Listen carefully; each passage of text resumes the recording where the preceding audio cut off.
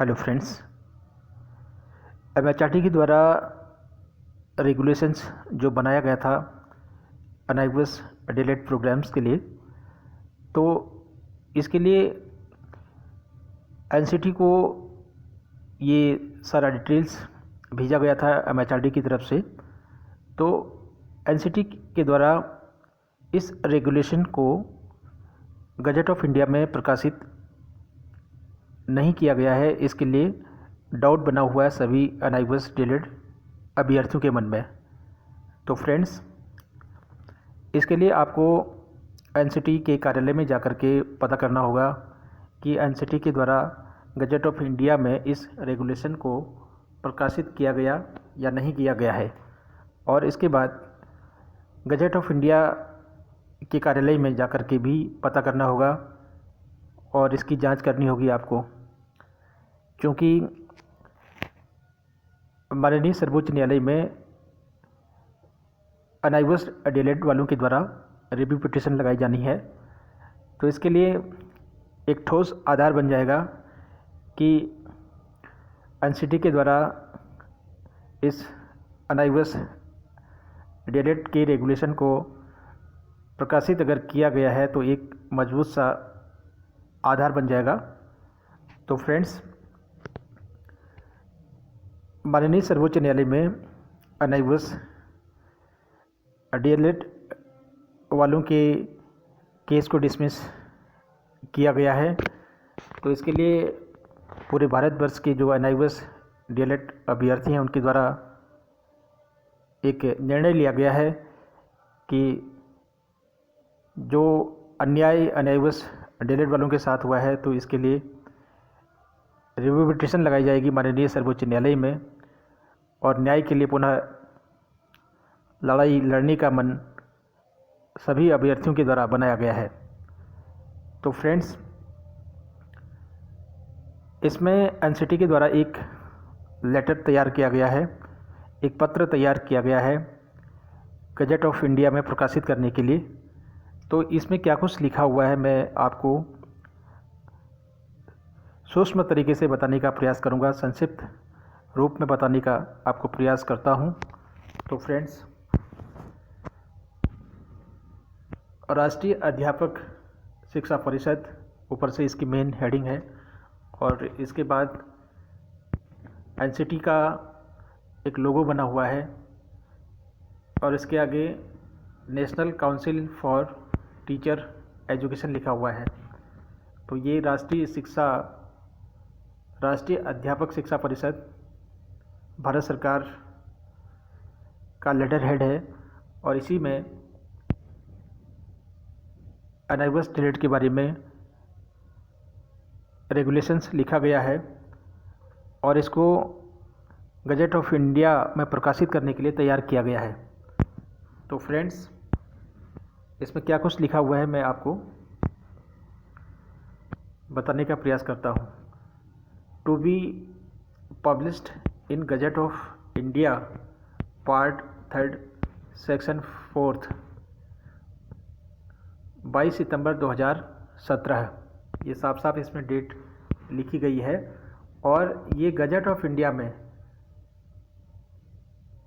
To be published का मतलब इसको प्रकाशित करने के लिए in gazette of India part 3 section 4 NCT की तरफ से पूरी तैयारी की गई है गजट ऑफ इंडिया में प्रकाशित करने के लिए। इसमें लिखा भी गया है to be published in gazette of India, यानी कि भारत के राजपत्र में प्रकाशित करने के लिए इसको तैयार किया गया है।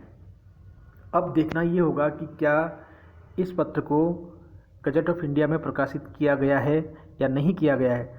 इसके लिए सबसे पहले आपको एनसीटी के कार्यालय में जाकर के पता करना पड़ेगा, और तत्पश्चात गजट ऑफ इंडिया के कार्यालय में जाकर के आपको इसकी जानकारी प्राप्त करनी पड़ेगी, क्योंकि बहुत सारे अनएक्वस डीएलएड अभ्यर्थियों के मन में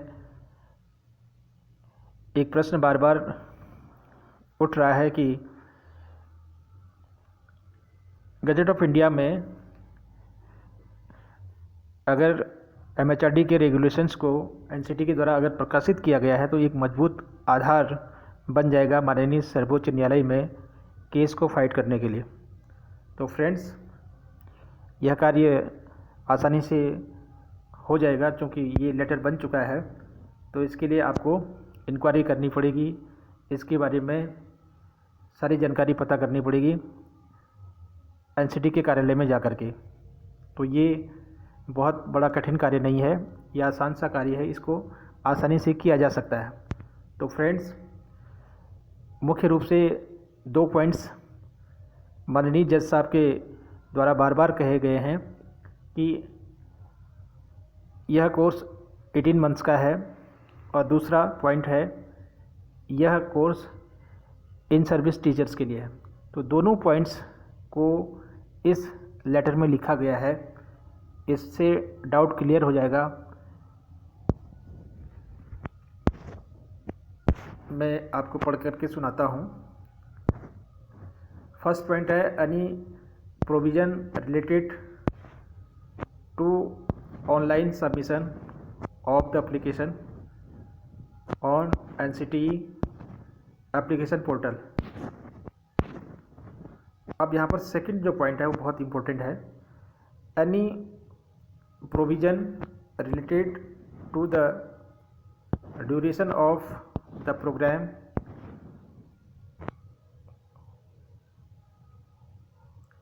so as to reduce it to 18 months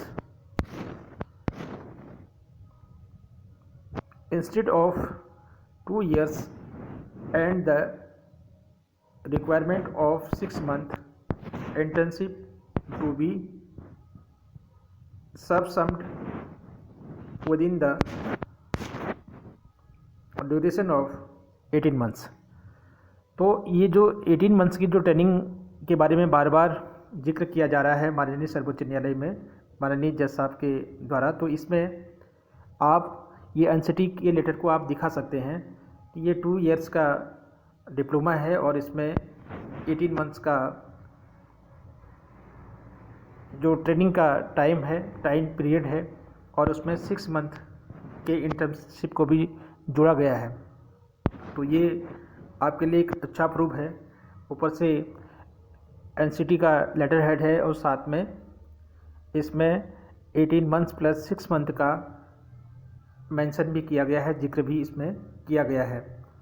तो ये जो डीएलएड का प्रोग्राम था अनाइवस के माध्यम से, इसको एमएचआरडी के द्वारा वैलिड किया गया है, एनसीटी के द्वारा वैलिड किया गया है। और इसके बाद ये नेक्स्ट पेज है, इसमें भी बहुत कुछ डिटेल दिया गया है जो कि गजट ऑफ इंडिया में प्रकाशित करने के लिए एनसीटी के द्वारा तैयार किया गया है। तो इसमें इन सर्विस टीचर वाला जो पॉइंट था उसमें सभी अनाइवस डीएलएड के जो कैंडिडेट थे वो इन सर्विस से सेवारत थे किसी न किसी विद्यालय में। तो जब फॉर्म सबमिट किया गया था अनाइवस डीएलएड का, तो उसमें संबंधित विद्यालय के प्रधानाचार्य के द्वारा, प्रिंसिपल के द्वारा या फिर प्रधानाध्यापक के द्वारा उस फॉर्म को वेरीफाई किया गया था और उसके बाद सबमिट किया गया था।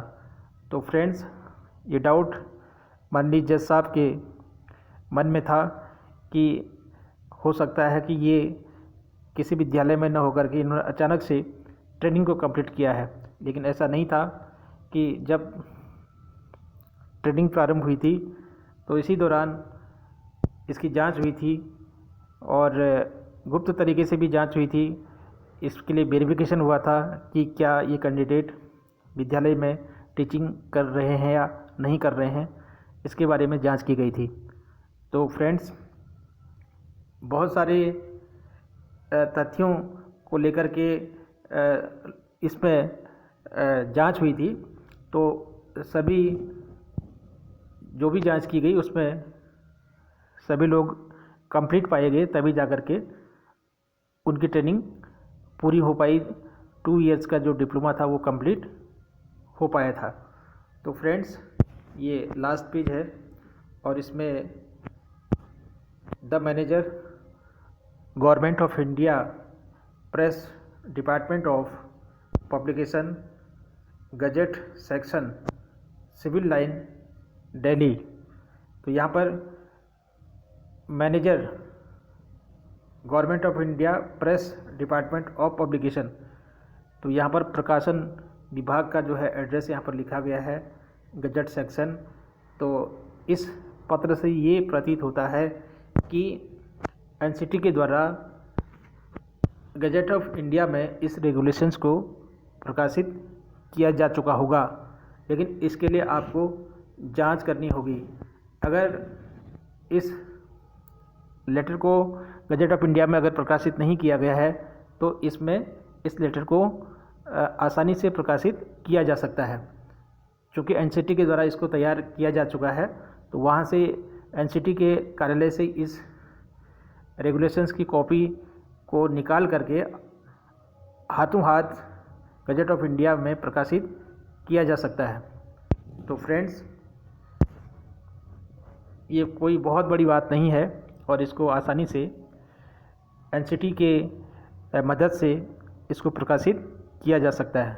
तो फ्रेंड्स, अब पूरी तरह से अपनी तैयारी में जुट चुके हैं सभी NIOS DELED अभ्यर्थी पूरे भारतवर्ष के, और पूरी तरह से मन बना लिया है कि माननीय सर्वोच्च न्यायालय में रिव्यू पिटीशन लगानी है।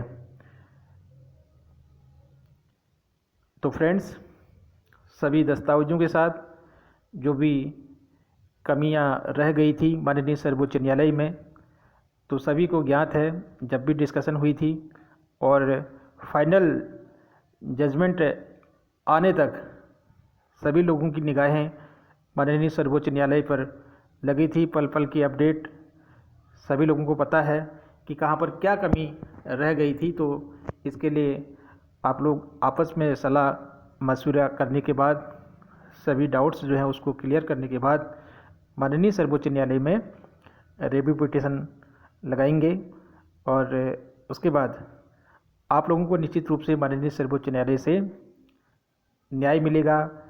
और जो भी आप लोगों ने संघर्ष किया है, इसके लिए लड़ाई लड़ी है, तो निश्चित रूप से आप लोगों को सफलता मिलेगी।